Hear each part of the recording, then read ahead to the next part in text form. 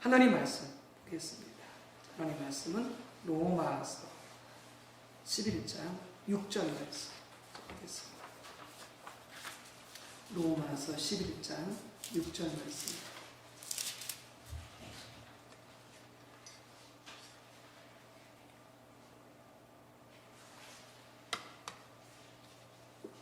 로마서 11장 6절 말씀. 254쪽입니다. 성경책으로 같이 합독합니다.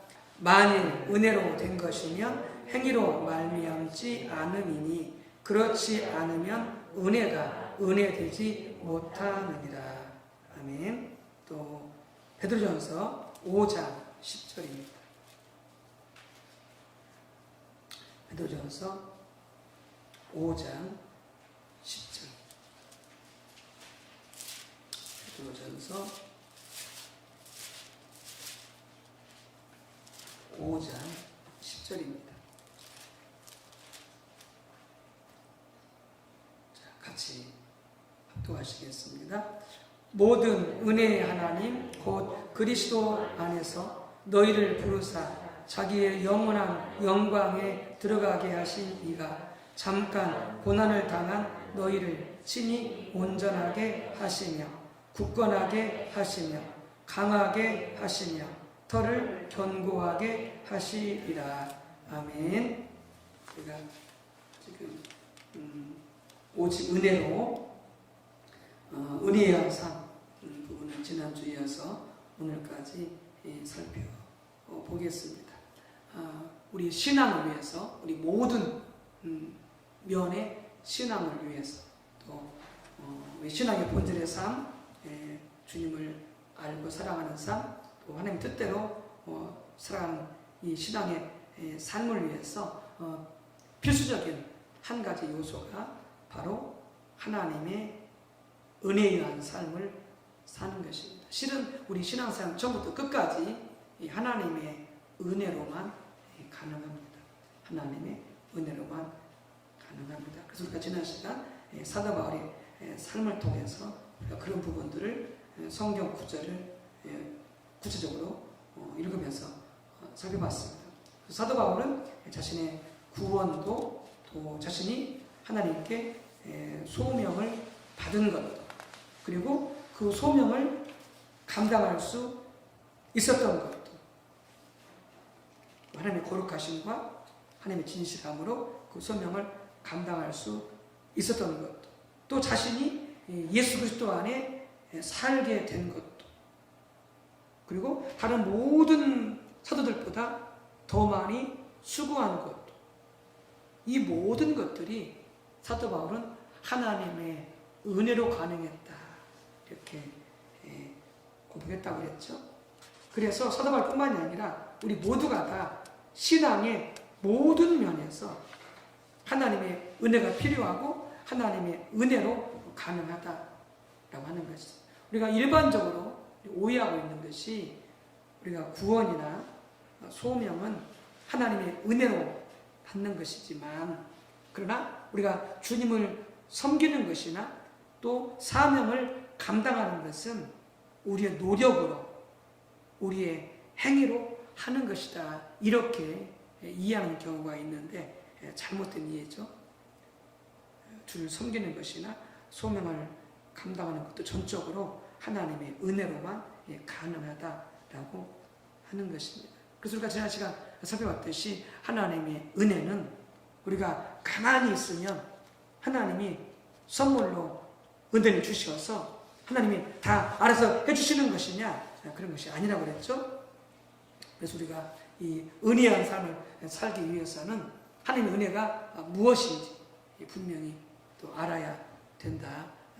하나님의 은혜가 뭔지를 모르기 때문에 우리가 하나님의 은혜한 삶을 살지 못하게 된다라고 하는 부분을 우리가 나누었었죠. 그래서 하나님의 은혜는 하나님의 선물인 것은 맞지만, 우리가 가만히 있으면 하나님이 다 알아서 해주시는 그러한 것이 하나님의 은혜가 아니라, 우리가 지난번 하나님의 은혜에 대한 그 정의를 나누면서 그렇게 나눴었죠. 하나님의 은혜는 바로 하나님이 명령하신 것, 하나님이 우리에게 하라고 명령하신 것, 그것을 우리가 감당할 수 있도록 우리를 도우시고 우리에게 힘을 주시는 하나님의 살아계신 임재, 바로 그것이 하나님의 은혜다, 이렇게 나눴었죠. 하나님께서 우리에게 모든 부분에 있어서 명령하셨죠. 하라. 그래서 교회에서 우리가 하나님의 백성으로서 할 일이 있고, 또 가정에서도 우리가 하나님의 자녀로서 할 일이 있고, 직장, 사회, 학교, 어디서든지 우리가 하나님의 자녀로서 하나님 우리가 어떻게 살아야 되는지, 무엇을 해야 되는지 하나님께서 명령하셨죠. 그리고 때를 따라서 우리가 하나님의 뜻을 분별하고 그 뜻을 따라서 우리가 순종해야 되는 그런 부분이 있죠. 이 모든 것들을 우리가 감당하려면 무엇이 필요하다? 하나님이 도와주셔야 되고 하나님이 힘을 주시는 하나님의 살아계신 임재가 우리에게 필요하다라고 하는 거죠. 바로 그게 뭐다? 그게 하나님의 은혜다. 그러니까 하나님의 은혜는 우리가 아무것도 하지 않는 게 아니죠. 오늘도 말씀 나누겠지만 우리가 하는 것입니다. 우리가 힘을 쓰고 애를 쓰고 수고하는 것이죠. 그런데 그것을 무엇으로 하는 거냐? 하나님의 은혜로 하는 것입니다. 하나님의 은혜로서 수고하고 하나님의 은혜로서 힘을 쓰고 하나님의 은혜로서 감당하게 되어지는 것이죠. 하나님의 은혜가 함께 주셔서 그럴 때 우리가 열매를 맺을 수 있게 되어지는 것이다 라고 하는 것이죠. 자, 이제 그런 부분을 우리가 지난 시간 나눴었고요. 자, 오늘은 또 계속해서 이제 마지막 부분을 우리가 나누게 될 텐데, 우리가 혼동하고 있는 게 있는 거죠. 제가 이제 그 어느 목사님의 그 설교 제목을 보니까, 유튜브를 보다가 설교 제목을 보니까 행위와 행함을 이렇게 구분하고 있는 것 같아요. 행위와 행함은 다른 것으로 이렇게 구분을 하는 그런 설교를 하는 것 같아요. 이렇게 제목을 보니까. 그런데 실은 행위나 행함이나 별 차이가 없습니다. 실은 같은 말이에요. 행위나 행함이나 혹은 일이나 다 같은 말이에요. 그래서 이런 일 혹은 수고 혹은 행위 혹은 행함 혹은 순종, 이런 것들이 다 은혜와 어떻게 다른가 라고 하는 것을 우리가 구분할 줄 알아야 되겠습니다. 그래야 우리가 은혜한 삶을 살 수가 있기 때문에 그렇습니다. 로마서 11장 6절에 이렇게 말씀하시죠. 만일 은혜로 된 것이면 행위로 말미암지 않음이, 이렇게 되면 행위를 행함으로 해도 됩니다. 행동 그렇게 해도 되고요. 수고 이렇게 해서 바꿔서 상관없겠습니다만은, 어찌든지 은혜로 된 것이면 우리의 행위로 말미암지 않은 것이다. 그렇지 않으면 은혜되지 못한다. 이렇게 사도 바울이 언급하고 있는데, 여기에서 은혜의 반대말로 행위를 언급하고 있습니다. 은혜의 반대말로 행위를 언급하고 있습니다. 앞에서도 말씀드렸던 것처럼, 그러면 하나님의 은혜가 임하면 우리는 어떤 행동도 하지 않으면 하나님이 다 알아서 이루어주는 것이 은혜냐? 그게 아니라고 그랬잖아요. 그러니까 하나님의 은혜가 임해도 우리는 행동합니다. 우리는 힘을 써야 됩니다. 자, 그렇다면 이 로마서 11장 6절에서 말씀하고 있는 은혜의 반대말로 행위를 언급하고 있는데, 이 행위는 어떤 행위냐라고 하는 것이죠. 어떤 행위냐? 은혜의 반대말로서의 행위가 어떤 의미로서의 행위냐, 행동이냐라고 하는 것. 이게 바로 이제 갈라디아에서 나오게 되어지는 참신앙과 거짓신앙 중에서 거짓신앙에 속하게 되어지는 그 행위를 말하는데요. 이것 행위는 뭐냐면은 자기 행위를 의지해서 하나님 앞에 서고자 하는 자기 의가 여기서 행위를 말하는 것이죠. 다시 말씀드립니다. 자기 행위를 의지해서 하나님 앞에 서고자 하는 자기 의, 바로 그것이 여기서 말하고 있는 행위라고 하는 거예요. 그건 뭐냐면은 자기가 한 행위를 의지하는 거예요. 자기가 한 행동을 의지하는 거예요. 그걸 가지고 하나님 앞에 나아갔을 때 그때는 잘못된 거다라고 하는 거죠. 그 행위가 잘못된 거다. 그것이 뭐 헌금이든, 그것이 전도든, 그것이 봉사든, 그것이 기도든, 그것이 예배든 간에 자기가 한 행위를 가지고 하나님 앞에 서려고 하는 그것이 자기 의라고 하는 건데, 그런 행위는 잘못된 것이다. 은혜의 반대말이다라고 하는 것이죠. 그러면은 고린도서 15장 10절에도 거기서 사도 바울이 행위를 말하고 있거든요. 수고를 말하고 있거든요. 그럼 그거 어떻게 다른가라고 하는 거죠. 사도 바울이 이렇게 말합니다. 그러나 내가 나된 것은 하나님의 은혜로 된 것이니 내게 주신 은혜가 헛되지 아니하여 내가 모든 사도보다 더 많이 수고하였으나 내가 한 것이 아니요 오직 나와 함께 하신 하나님의 은혜로다. 이렇게 말씀하고 있거든요. 여기 보면 사도 바울이 뭐라고 썼습니까? 다른 모든 사도보다 더 많이 수고했다. 이렇게 말씀하고 있잖아요. 수고했다. 행위를 한 거죠. 행동을 한 거죠. 다른 사도보다 더 많이 행동을 한 거죠. 근데 사도 바울의 행동과 행위와 수고는요, 방금 말씀드렸던 로마서의 행위와는 다른 거예요. 어떻게 다르냐? 이렇게 달라요. 사도 바울은 행동하고 행위하고 수고를 했지만은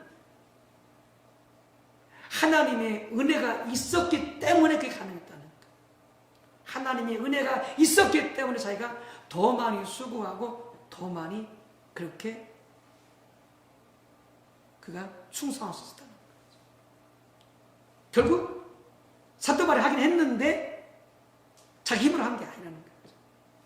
그것은 하나님이 도와주시고 하나님이 힘을 주셔서 할 수 있었다라고 하는 거예요. 이게 사도 바울이 고백한 게 뭐예요? 내게 한 게 아니다라고 하는 거예요. 나와 함께 하신 하나님의 은혜로 가능했다라고. 다 마찬가지예요. 헌금을 많이 하거나 예배를 많이 드리거나 기도를 많이 하거나 봉사를 많이 하거나 뭐 전도를 많이 하거나 그렇게 많이 하고 수고했어도 사도 바울은 뭐냐면 내가 한 것이 아니다.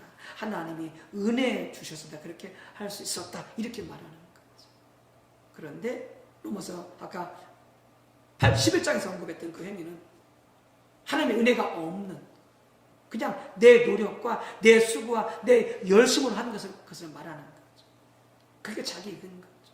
그게 율법주의인 거죠. 이렇게 차이가 난다라고 할 수가 있겠습니다. 그럼 우리 모든 신앙생활은 처음부터 끝까지 오직 하나님의 은혜로만 가능하다라고 하는 거예요. 하나님의 은혜가 있어야만이 가능. 기도하는 것도 예배 드리는 것도 전도하는 것도 헌금하는 것도 봉사하는 것도 집안 살림도 직장 생활도 모든 것이 하나님의 은혜가 있어야만이 가능하다는 거죠. 우리 모든 삶, 모든 신앙생활. 여러분 그렇기 때문에 우리는 이런 승리하는 신앙생활을 하기 위해서는 우리에게 날마다 뭐가 필요해요? 하나님의 은혜가 필요한 거죠. 날마다 하나님의 은혜가 필요해요. 여러분 그래서 날마다 수시로 하나님의 우리에게 필요한 하나님의 은혜를 얻기 위해서 우리는 하나님의 은혜의 보좌 앞으로 나아가는 법을 배우고 그렇게 우리는 또한 하나님의 은혜의 보좌 앞에 수시로 날마다 나아가야 되는 것이죠. 왜? 하나님의 은혜가 없이는 안 되니까. 하나님의 은혜가 없이는 안 되니까. 제가 오늘 이제 저녁에 이렇게 예배 드리러 화장실에 잠시 다녀오면서 번뜩 들었던 생각이 바로 그거였습니다. 우리 모두의 자녀들이 직장 생활이든 뭐 학업이든 그 모든 것을 잘 감당하려면요. 물론 우리가 부모로서 모든 우리가 해줄 수 있는 여건들은 다 해줘야 되겠지만은, 여러분, 그렇게 우리 자녀들이 그것이 직장 생활이든 그것이 학교 생활이든 그걸 잘 감당하려면 뭐가 필요한지 아세요? 하나님의 은혜가 필요합니다. 그래서 여러분, 우리 자녀들에서 많이 기도해야 돼요. 하나님 은혜를 부어달라고. 우리 자손들을 위해서. 왜요? 그게 없이는 그게 안 되니까. 그게 직장 생활이든 그것이 결혼이든 그것이 뭐 학교 공부든 하나님 은혜가 있어요. 근데 우리는 어떻게 그냥 대충 기도하고 한두 만두 기도하고 그때 뭐예요?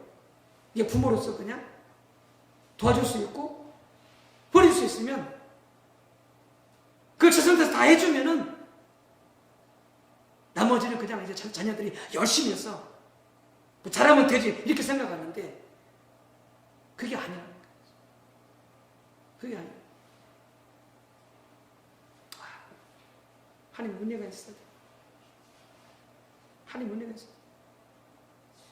여러분, 그래서 우리 자손들의 믿음과 학교 생활과 직장 생활과 결혼과 앞으로 하나님 앞에 신세계 쓰임받는 그 삶을 위해서도 자녀를 위해서 하나님의 은혜가 함께 해주시도록 절박하게 많이 기도해 줘야 돼요. 기도해 줘야 된다. 내가 이렇게 열심히 키웠으니까 이제 너희들 알아서 그냥 살아. 이건 부모로서 정말 우리가 묻히기만 잤어요. 정말 묻히기만 잤어요.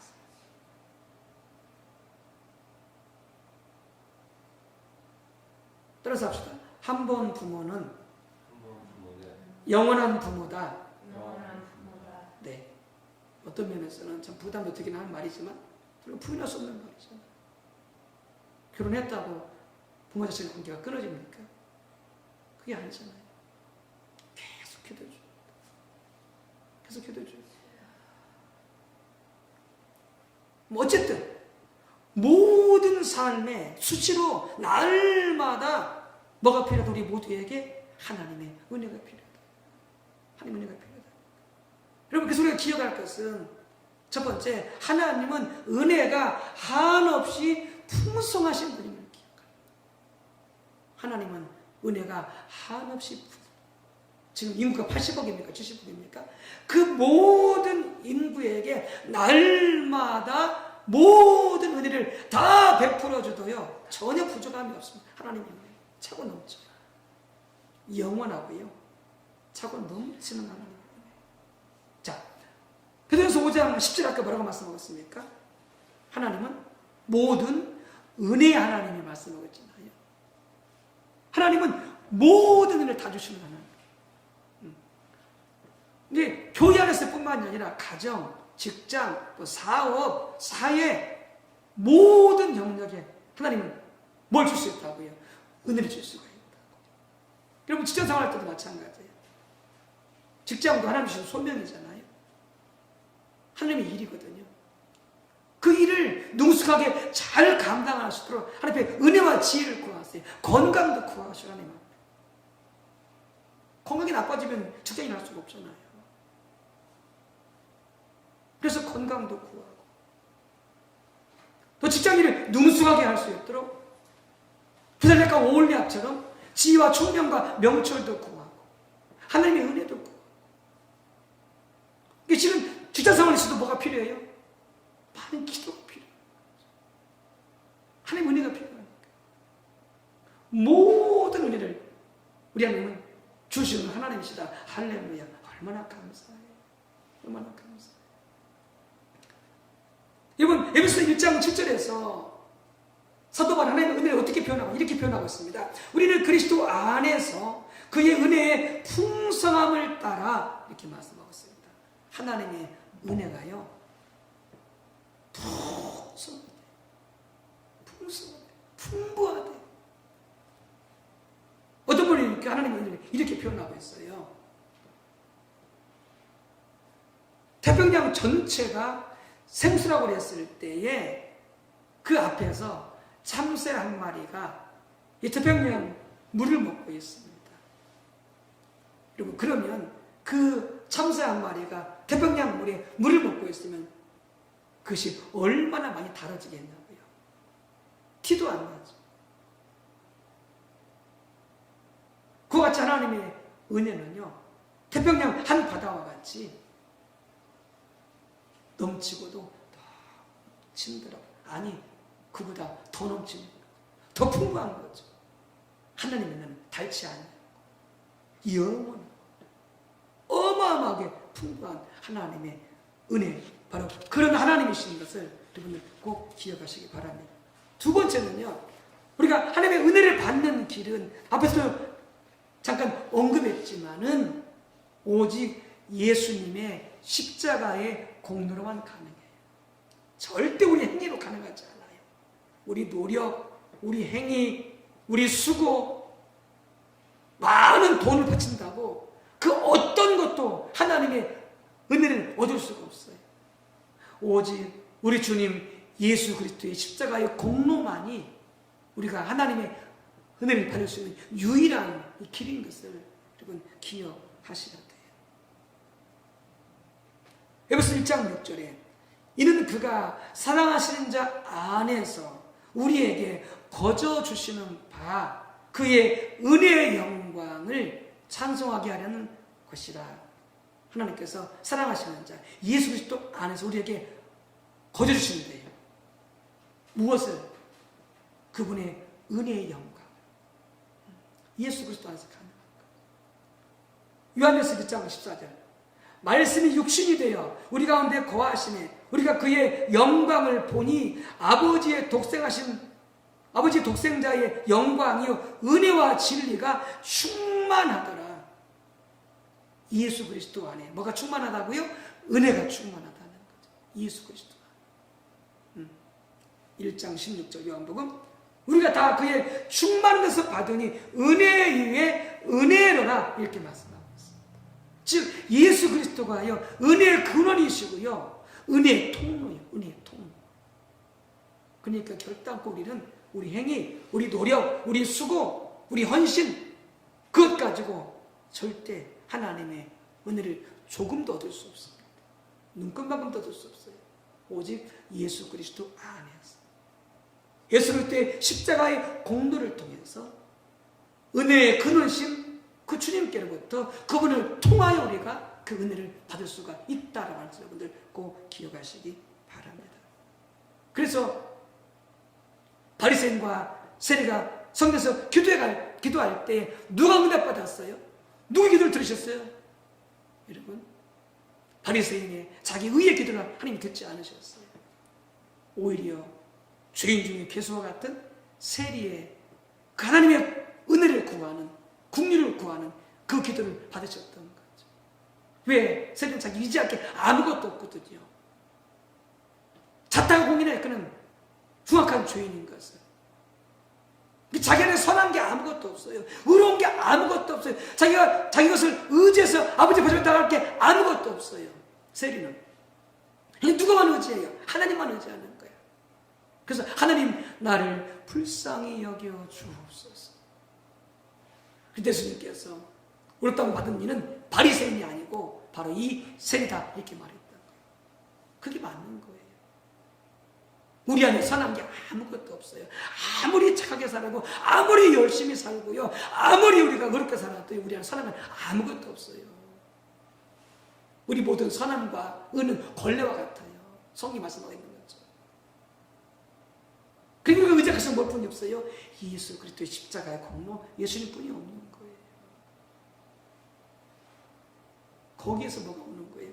은혜가 우리에게 부어지는 거죠. 은혜가 부어지는 거죠.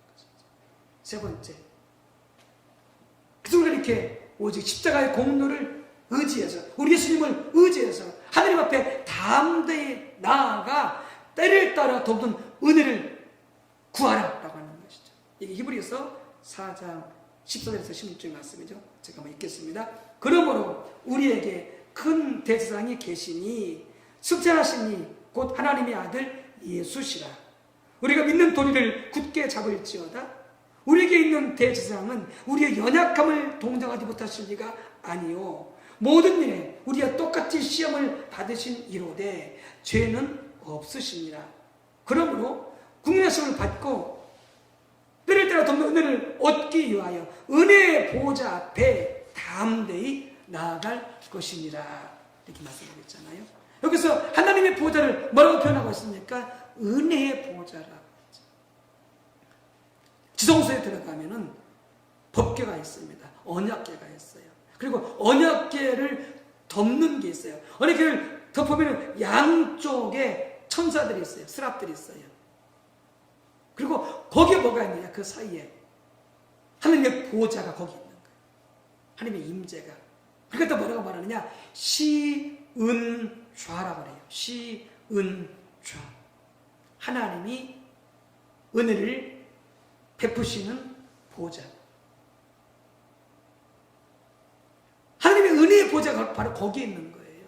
그 하나님의 은혜의 보호자가 어떻게 나와요? 너희는 담대히 나가는 거예요. 담대히. 원래 구약시대는 못 나갔잖아요. 대제사장만 나갔었죠. 1년에 그것도 한참.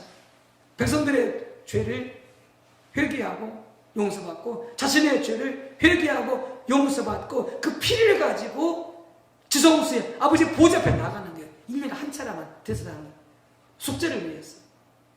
그런데 신약시대에 와서 예수님이 대제사장으로서 우리 모든 죄를 짊어지시고 십자가에 달려 돌아가셨을 때 어떻게 했어요? 성전 2장 1부 아래까지 쫙 찢었죠. 그리고 아버지 은혜의 보좌 앞에 나가는 그 길이 열린 거예요.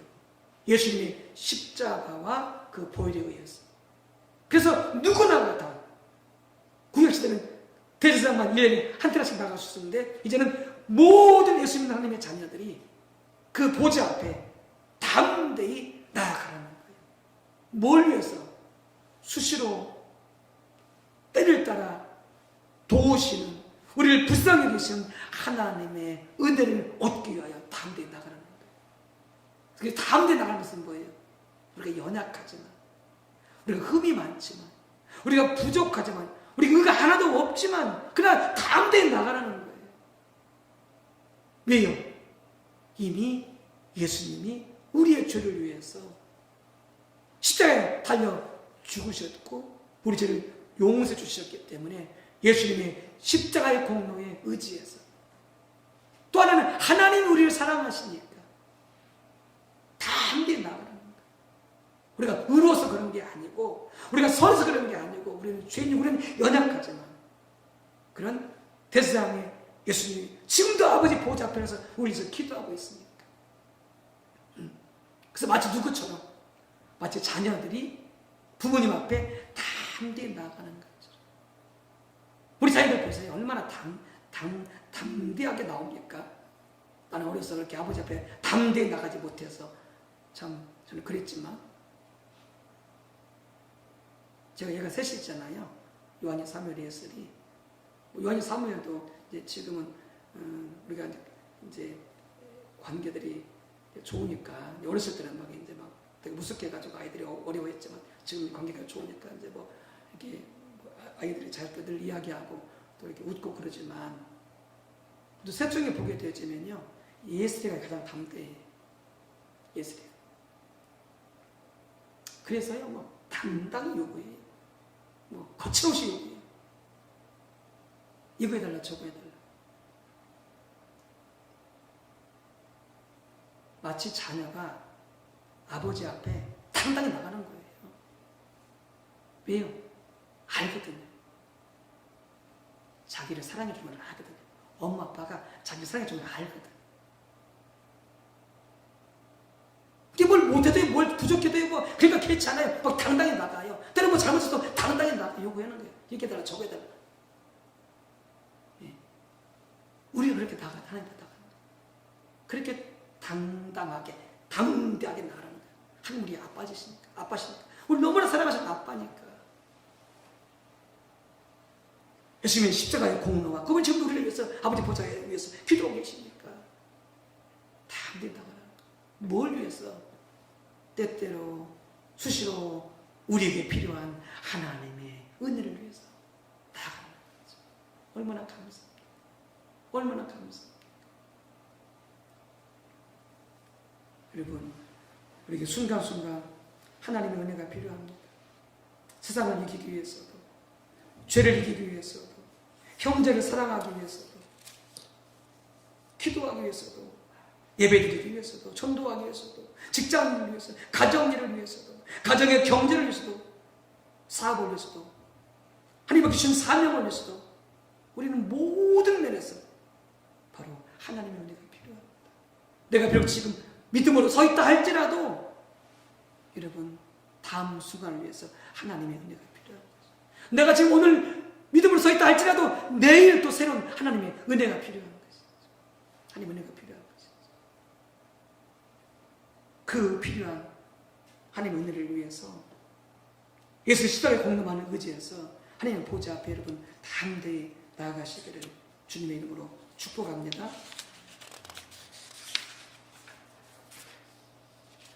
그래서 하나님은 우리가 그렇게 하나님 보좌 앞에 나아갈 때에 우리에게 돕는 은혜를 주시기를 기뻐하신다라고 하는 것이죠. 어느 사모님이 이렇게 이제 하나님을 찾아 나가는 거죠. 하나님을 찾아 나가는 거죠. 하나님과 교제하기 위해서. 하나님과 더 깊은 이 교제를 나누기 위해서, 얻기 위해서 하나님을 찾아 나가는 거죠. 그런데 오늘 그 사모님이 자기 깨달은 거예요. 하나님을 찾아 나아가는 것조차도 실은 내게 그런 능력이 없구나. 하나님을 찾아, 하나님을 만나, 하나님 알기를 원하고 하나님을 교제하기를 원해서 열심히 찾아 나갔는데 만약 깨닫고 보니까 자기 안에 그렇게 하나님을 찾는 그 능력조차도 자기가 없는 것을 깨닫게 되어지는 것이죠. 그래서 그때부터 사모님이 뭘 구했느냐? 집중적으로 하나님 저에게 하나님을 찾을 수 있는 은혜를 달라고, 하나님을 찾을 수 있는 능력을 달라고 집중적으로 기도한 거예요. 그 하나님께서 이 사모님에게 은혜를 주셔서 그래서 하나님 시대 나아갔을 때 하나님을 만날 수 있게 되어졌었고 하나님과 교제할 수 있게 되어졌고 그 사모님 변화되어지고 더 굳건하게 세워지는 놀라운 은혜를 힘내볼 수 있었다라고 하는 것이죠. 우리가 기도하면 되는 거지 뭐 우리 가서 뭐 예배드리면 되는 것이지 뭐 우리 가서 성경 보면 되는 것이 이렇게 말할지 모르지만 아니에요. 절대 얼마 동안 할 수 있겠죠. 하나님의 은혜가 없으면 절 가능하지 않습니다. 여러분 이렇게 우리가 필요한 하나님의 은혜를 부어달라고 우리 안에 선함이 없음을, 우리 안에 능력이 없음을, 우리 안에 의로우시 하나도 없음을 깨닫고 겸손하게 하나님 보좌 앞에 담대히 나가서 그 은혜를 구할 때 그것이 어떤 은혜이든지 하나님께서 우리에게 부어 주실 것입니다. 여러분 그렇게 우리 모든 삶과 신앙생활, 사역을 감당하게 되어지는 은혜가 있으시기를 주님의 이름으로 축복합니다.